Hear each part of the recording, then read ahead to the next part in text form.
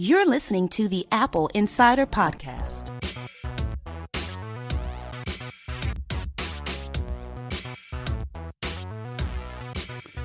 Welcome to the Apple Insider Podcast. I'm Victor, and joining me is William Gallagher. Hello. The ever-reliable, the ever-happy William Gallagher. Ah, that sounds nice. I'll take that. I was called unacceptable earlier today by a producer, but that's another story.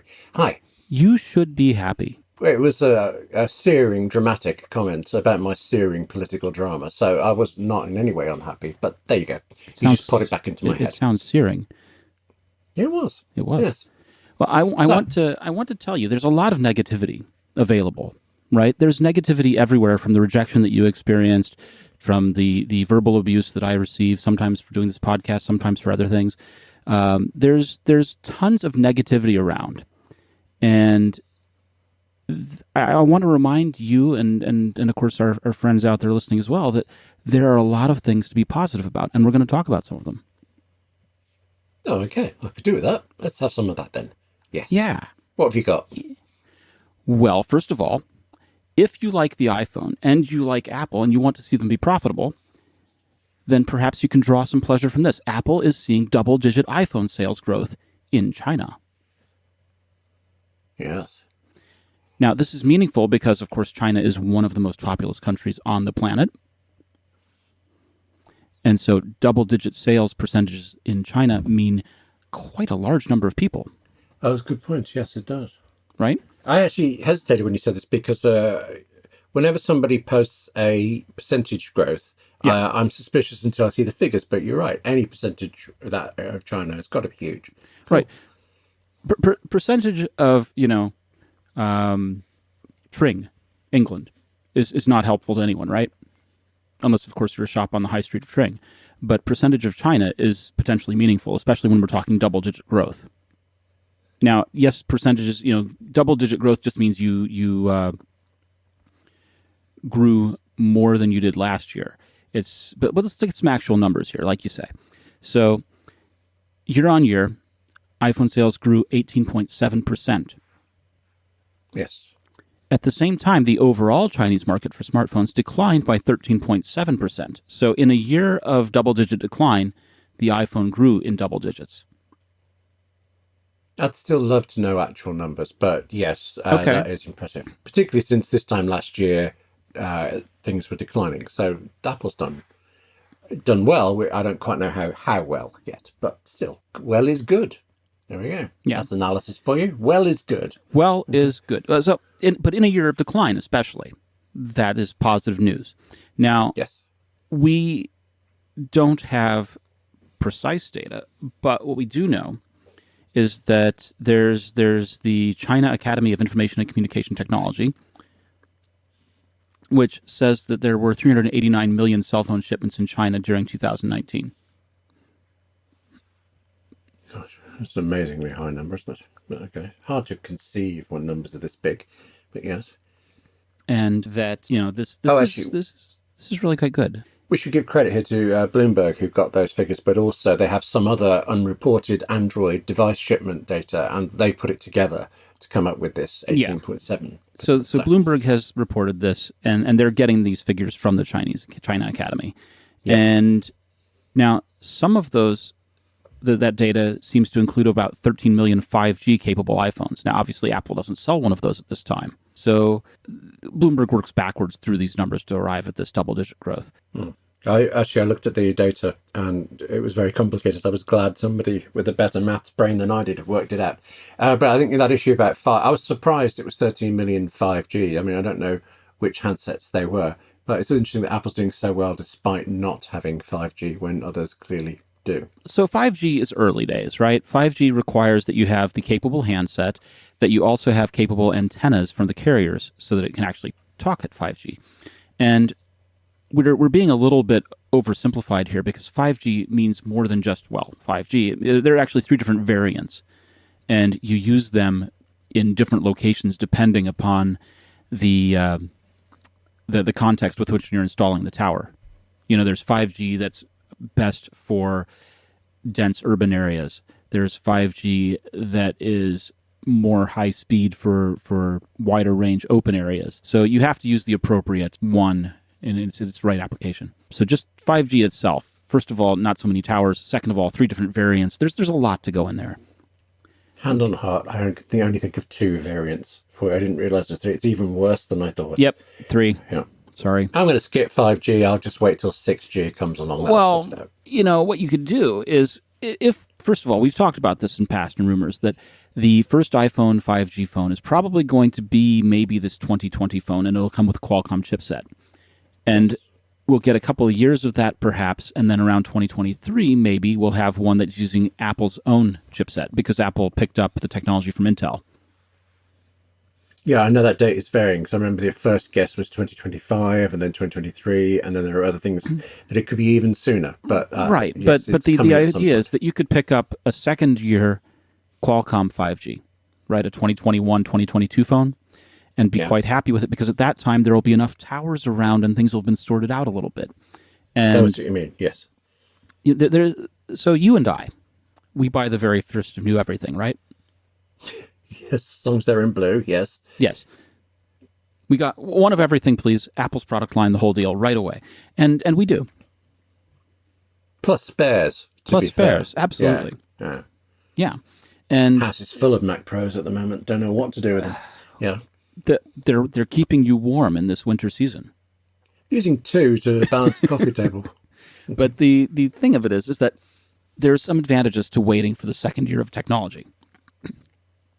That's true. Yes, good point. It tends to be a little more refined. It tends to be a little bit wider distributed, and the supporting technology is also more widely distributed. And so, this isn't to say that people shouldn't buy the first year of something. It's to say that there are advantages sometimes to buying the second year when it's got a chance to really find its legs. And, I would tell you that you, William, personally could comfortably buy a second year 5G phone and then buy the one with Apple's chipset when it comes, or even the second year of Apple's chipset when it comes, kind of thing. And that you'd be safer doing so, just in terms of having everything worked out. Yes. Safer, yes. More comfortable. You're spending my money comfortably, but I agree on the safety part. I'm doing very well at spending your money, and we should be optimistic and happy about that. That's true. It's a show about happiness. I love my iPhone 11 Pro, but I want to buy another one of something else. It's 11, 12, whatever it's called, in September. You're right. And be happy about it, William. Okay. Yeah. Mythic Quest, Raven's Banquet, is an Apple TV Plus exclusive show. It is Apple TV Plus's first comedy series. And Rob McElhenney talks about how it is to work with Apple. So he's the former star of It's Always Sunny in Philadelphia. And he's also producing this show. And he said that Apple's strategy is really similar to the way that FX handled things, and that it provides notes and pushback when it disagrees with aspects of the show. But in the end, the decision always falls to him and the showrunners. I might be very, very stupid here, but I truly believed that Mythic Quest Raven's Banquet was a game. I did not realize it was. Well, it sounds like it, doesn't it? But that's probably why it was so named. Well, that makes sense. Okay. But I'm actually vastly more interested now, because I'm not particularly a gamer, but now suddenly, okay, I'm intrigued. It's a show. I've been hearing from other producers that are less keen on Apple TV Plus and how Apple's doing it, but he sounds like he's given a lot of details. Yeah, so the show is a combination of humor, smart social commentary, characters, and a little bit of heart, too. And so it's that kind of show that makes it a good fit for Apple TV Plus. And, of course, obviously it has yet to debut, but he's talking really positively about how it is to get notes from Apple and work with Apple, and just how respected he feels there. Do we know when it's going to air? February 7th. Oh, right, cool. So quite soon. Yeah. And it's got a great cast, too. It's McElhenney and also Charlie Day, who also worked on It's Always Sunny. It's got F. Murray Abraham. Okay, wow, all right. You didn't expect me to pull that name out, did you? I can't say I did. No. Okay. Salieri from Amadeus. Yes, and millions of other things, but that is the first one that comes to mind. That's such a performance. Yeah. Yeah. Okay. Can you name a newer role that he might have had? Because, I mean, that's going back quite a ways. I believe he's in Mythic Quest. There you go. Yeah. All right. Danny Pudi, who was in Community. Oh, good grief. Yes. Okay. Great. Imani Oh, I'm Akin. watching this now. Yeah. Definitely. Charlotte Nickdow, David Hornsby, Ashley Birch, and Jesse Ennis. So the series dives into challenges of running a successful video game studio, which there's your video game tie-in. Oh, okay. I know you don't care so much about the video game part of it, but of course, comedic and other elements like that should really draw you in. Yeah, well, I love Sports Night. Aaron Sorkin's behind the scenes of a sports cable show, and I have zero interest in sports either. So, yes, this will not put me off. I will be tuning in. Did you ever watch *Halt and Catch Fire*? I saw the first episode. I don't know how it was available in the UK, but one episode dropped somewhere, and I thought it was really good. Did you see the whole one? Yeah, no, I did, and it was not so comedic as this show intends to be, but it was almost documentary for me. I read the script as well. Read very well. Yeah, Okay. another show that I quite liked a lot. Cool. I think this Mythic Quest may be, it's going to be an easy one to sort of draw comparisons and contrasts with Silicon Valley, which is ending as a show. I've not seen that one. I know of it, but if it airs here, I haven't caught it. Do you recommend it? You've got all these things to look forward to. You can still watch them. I'm still waiting for Little Voice to appear on Apple TV. But it will come. It will. It will. Now, I'm going to talk about privacy in a moment here, but first I want to talk a little bit about ExpressVPN. We all know that a VPN protects your privacy and security online, right? Mm-hmm. But this may solve actually all of your problems. One of the things that the VPN can do is it can help you take your TV watching game to the next level, because you can use the VPN to unlock movies and shows that are region locked to other countries. Yeah. So you could use the ExpressVPN, and you could watch *Halt and Catch Fire*, and you could watch *Silicon Valley*. Right. Oh, okay. That sounds it sounds good to me and bad for the TV companies. For years, we were unlocking DVDs and unlocking Blu-rays so that we could view region-locked material. And they were still getting paid for the disc, but it was important to be able to see them in places where they had yet to release or wanted to time their releases. And, if you owned the disc, you ought to be able to view it. In the streaming age, it's a little different, and it's somewhat problematic. But if you're using a service that you're paying for, you ought to be able to view it in whatever country you're in. Oh, no, I agree with that completely. If I'm an American Netflix subscriber, but I happen to be out of the States, why should I be unable to watch what I'm already paying for? Yes, that's true. Yeah. So, anyway, it's entirely possible to use ExpressVPN to view shows that are region locked to other countries, because ExpressVPN hides your IP address and lets you control where you want sites to think that you're located.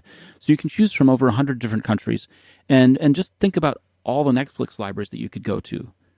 You could use ExpressVPN to access Japanese Netflix and watch Spirited Away. But it's not just Netflix. It also works with any streaming service like Hulu, BBC iPlayer, YouTube, you name it. There are hundreds of VPNs out there, but the reason that I use ExpressVPN to watch shows is because it's ridiculously fast. There's no buffering or lag, and you can stream in HD and no problem. And it's compatible with all of your devices, phones, media consoles, smart TVs, more. So you watch what you want to on the go or on the big screen, wherever you are. And if you visit our special link right now, expressvpn.com/AppleInsider, you can get an extra 3 months of ExpressVPN for free. So you support the show, you watch what you want, and you can protect yourself at expressvpn.com/AppleInsider. What do you think of that, William? Everybody wins. It's a good day when everybody wins.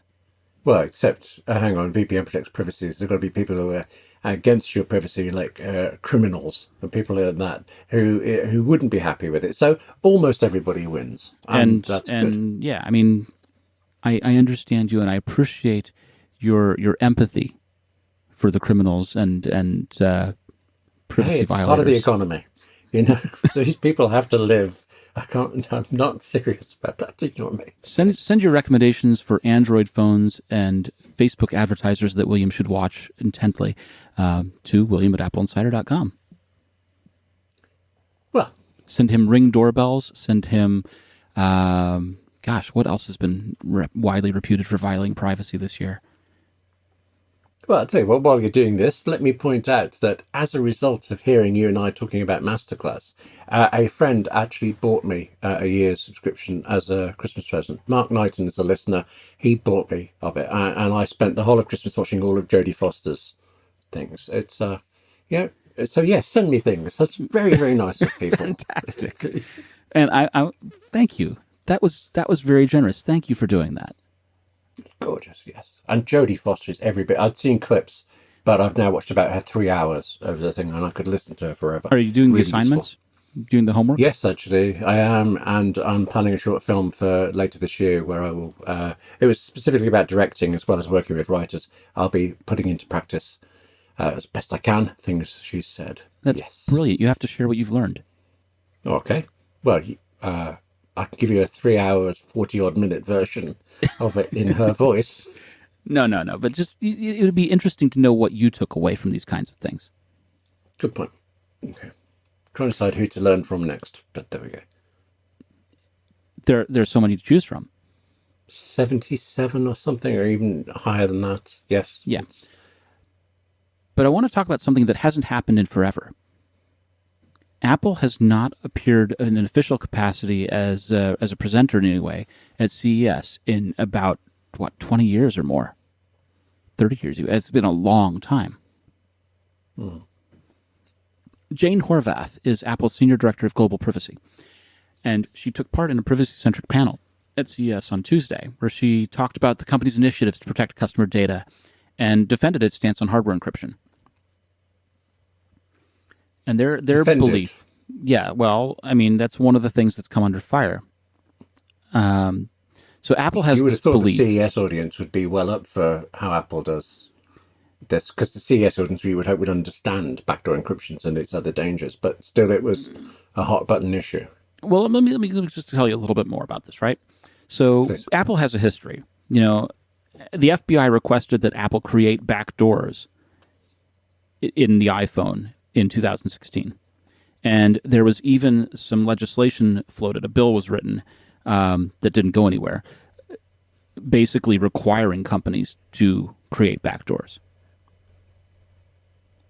And I think it was, I might get this wrong, but it was Richard Burr for certain, and maybe he was doing it alongside Dianne Feinstein. I can't remember. Not positive about that, but it was Richard Burr for sure who'd floated this legislation. It died quickly, but it was the idea that companies had to create backdoors to allow access, and Apple's argued against those because strong encryption is an effective method of ensuring that sensitive information stays private. And she said our phones are relatively small and they get lost and stolen. If we're going to be able to rely on our health data and finance data on our devices, we need to make sure that if you misplace that device, you're not losing your sensitive data. That's a good point. Yeah. And furthermore, she answered it directly. Building backdoors into encryption is not the way we're going to solve these issues. Did she offer a solution to these issues, an alternative? Well, Apple complies and Apple offers assistance to law enforcement agencies, and they have a team specifically to handle such requests. But for the encryption mechanism is designed to keep personal information safe from prying eyes. Once the device is locked, data stored cannot be accessed without successful entry of a predetermined passcode or password. Now, Apple can, with a proper warrant, go into the data that's stored off-site, like iCloud, but they're unable to break into an iPhone without writing custom software. That's the backdoor. And the reason why this is important is because it wasn't just something that happened once in 2016 was over. On Monday, the FBI sent a letter to Apple again asking for the help in extraction of data from 2 iPhones. And they said no.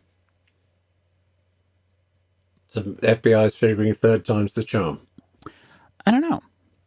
I think the FBI is hoping that as long as they can keep making this an issue, that the public will eventually side with the FBI. That has not happened. In 2016, the public sided with Apple on this. And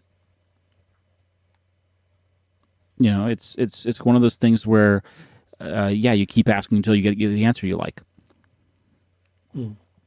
I think Apple did do a very good job of putting their position across because, I mean, gun attacks, deaths, these are really volatile topics, and it's very easy to go down the route of assuming anything that helps prevent them must therefore be good. Whereas this thing of the bigger picture, I think also, wasn't there an issue at the time that there was some doubt that there was any information on the phones that were being used? But that's a separate thing. Still, Apple was standing up for the bigger picture, and generally in heated times, the bigger picture doesn't get seen. So the common complaint of people who defend the FBI's position here is that there should be no evidence that the law enforcement cannot have. That if you've got a warrant, then that information needs to be available no matter what. And that anything, yeah, I see that. And the counter to that is that, first of all, at least in America, the Constitution says that some information, that information is not available unless you have a proper warrant, and secondly, that you can't be compelled to give up some information. That's part of the Fifth Amendment. You can't be compelled to testify against yourself, and I have to be very careful because I can easily get into the bad legal takes domain because I am not an attorney. But the other part of it is that just empirically, there's always been some data and some evidence that's not been available to law enforcement. That's before the history of wiretapping. There were phone calls that weren't available. And even with wiretapping, you couldn't just listen in on everyone's conversation from a public telephone. You had to define it that you were going after a certain person who was using that phone, and when it wasn't that person, you couldn't listen. Right? So there are things that there are boundaries around what evidence can be available and what evidence is acceptable to go after. And it is because of that, there's no reason that we shouldn't say, look, some evidence is not going to be available. And the notion is that putting a backdoor in here violates that. Now, if it's stored off-site, it's not on the user's phone, then yeah, absolutely. And Apple does that. They participate in that. But if it's locked with a user's passcode, then the user has to be able to be the one to surrender that. What's the situation with when people die? I mean, we've had cases where gunmen were killed and therefore couldn't even be talked into giving up their passcodes and things. Does the estate, do the descendants of these people have the right?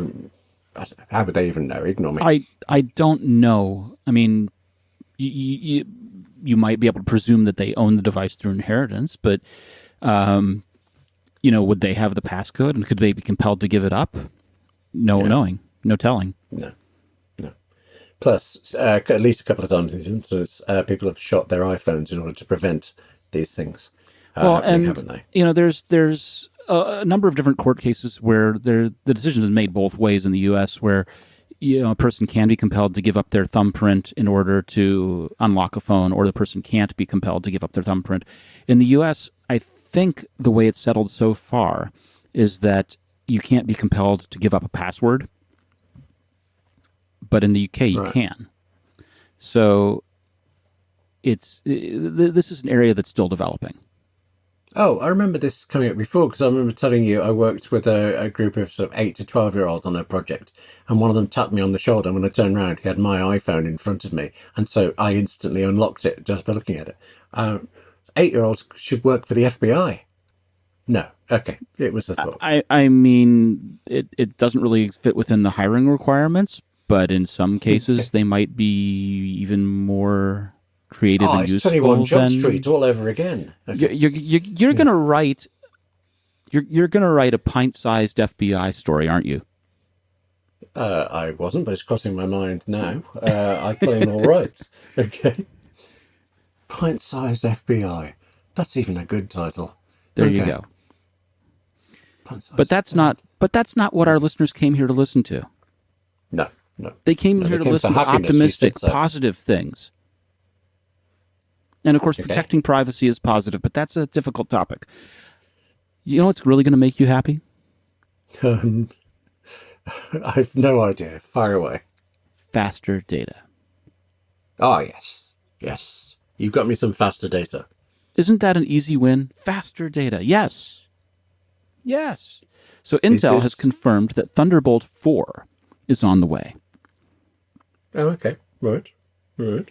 It's going to be supported by upcoming processors in their product line, and that the connection throughput is going to be absurd. It's going to be 4 times the throughput of USB 3. Right. Which is no slouch itself, really, to be fair. No.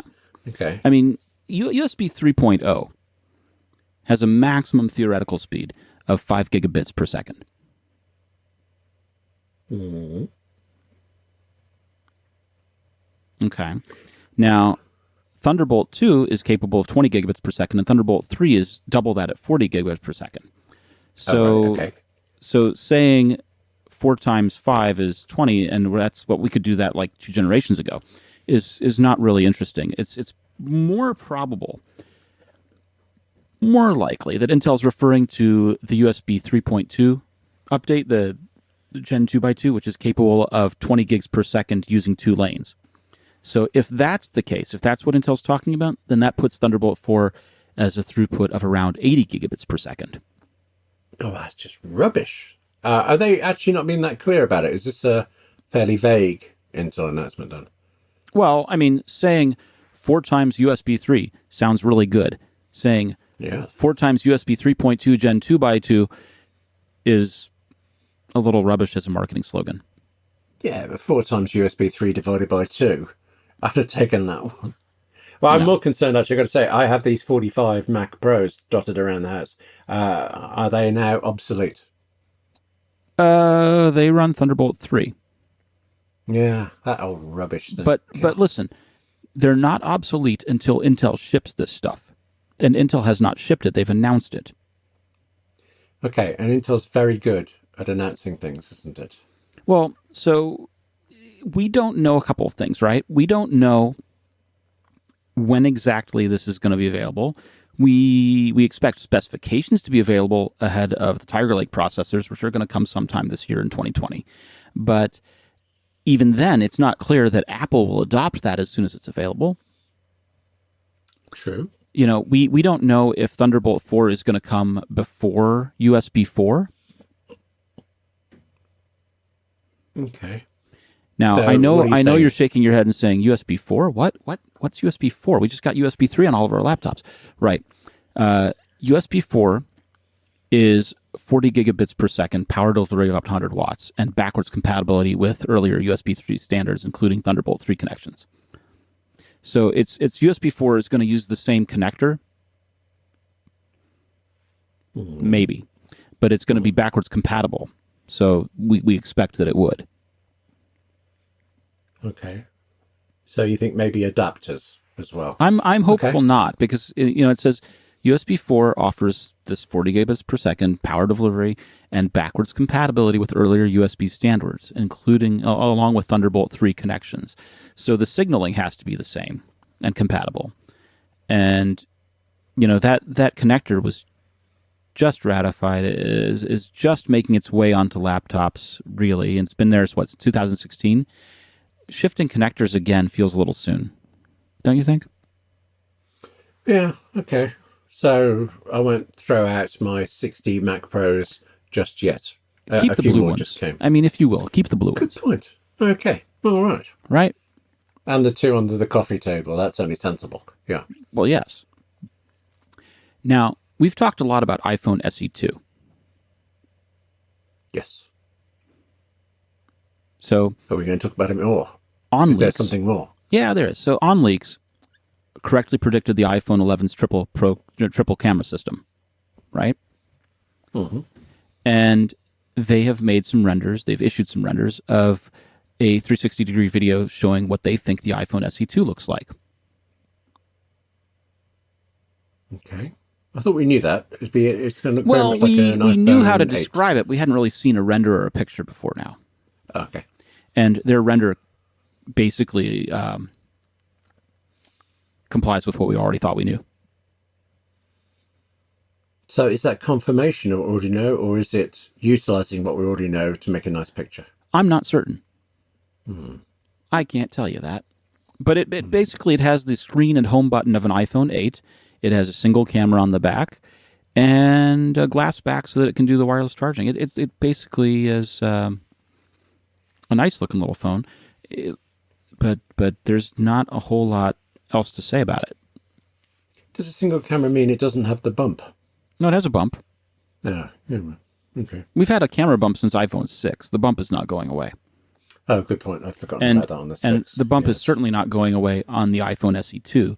You know, if you were going to lose the bump, you'd want to lose the bump on a flagship phone like an iPhone 12 or something. Yes. Okay. Get rid of the bump and the notch. Put it on. Yeah. Yes. This can all happen. Well, no, fair point. This doesn't have a notch at all That's true. because it has a giant chin and a forehead like an iPhone 8. That's amazing how old-fashioned that already sounds. And it's not that long ago since that was great. Mm-hmm. Okay. Mm-hmm. Yeah. Any more word on when this mythical iPhone SE2 will come out? First half of this year, 2020. Okay. Right. So that's 2 iPhone launches in the year. It is. Not the first time that's ever happened, by the way. When was the last one? Do you remember? One that sticks out in my... So there was the iPhone 5C that was a weird launch. And there was also the white 5S, or where they'd been struggling with making white phones for some time. And so the white version came late. Actually, didn't the iPhone SE come out on a different date to all the other iPhones? I've got this feeling I remember hearing it on its own, but I can't. No, I think it did not. I think it came out at a regular October announcement. All right. I think. Well, we'll take new iPhones whenever they offer them. Yeah, exactly.